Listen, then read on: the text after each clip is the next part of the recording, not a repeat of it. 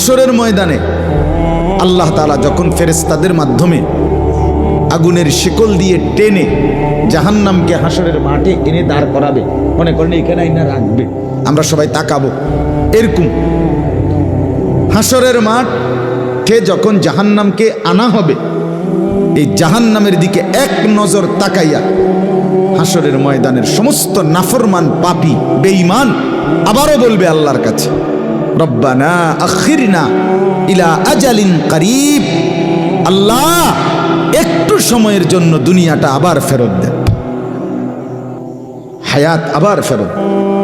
সময়গুলো আরেকবার দেন, আরেকটু সময় দেন, নজিব দাওয়াতাক, আপনার সব কথা তখন মেনে নেব, ওয়ানাত্তাবিউর রুসুল, আপনার রসুলদের আনুগত্য করব। আল্লাহ বলবেন না, না বান্দা, এখান থেকে কাউকে আর ফেরত দেওয়া